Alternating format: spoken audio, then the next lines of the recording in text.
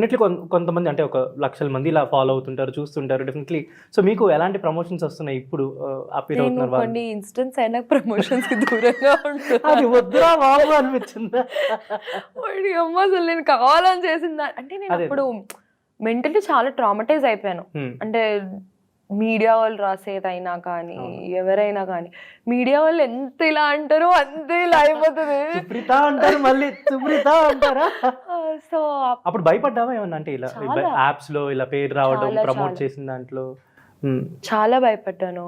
తర్వాత ఎంక్వైరీ అన్నీ అయినాయి, వాళ్ళకి చెప్పాము, తర్వాత వీడియోస్ ఇచ్చాము మళ్ళీ అంతా.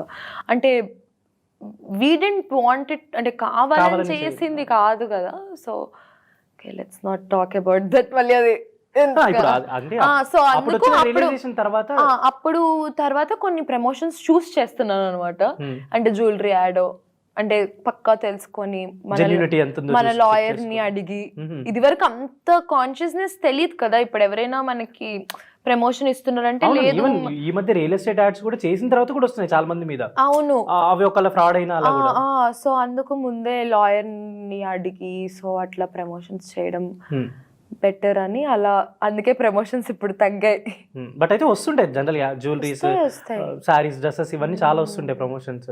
బట్ నేనే దూరంగా ఉంటున్నాను. కానీ మనీ వస్తాయి మంచిగా. ఇప్పుడు ఎర్న్ చేసుకునే టైం కదా. ఇప్పుడు ఇన్ని రోజులు అమ్మ సంపాదించింది, నేను బాగా చూసుకుంది. ఇప్పుడు నేను బాగా చూసుకుంటున్నాను కాబట్టి సో ఇప్పటికీ నాకు అంత అవసరం లేదు. అప్పుడు నన్ను అన్న మాటలు గుర్తొచ్చి కొన్ని ఆగిపోతున్నాను నేను. అప్పుడు బాగా హట్టింగ్ అనిపించింది. అంటే నీ గురించి రాసినప్పుడు కానీ, నీ గురించి న్యూస్ లో బాంబ్ బ్లాస్ట్లు, హెడ్ లైన్స్, ఫ్లాష్ న్యూస్. అంటే మనం వీడియోలు చేసేదానికంటే కామనర్స్ చేసేది ఎక్కువ, అవును. ఎక్కువ ఉంటది.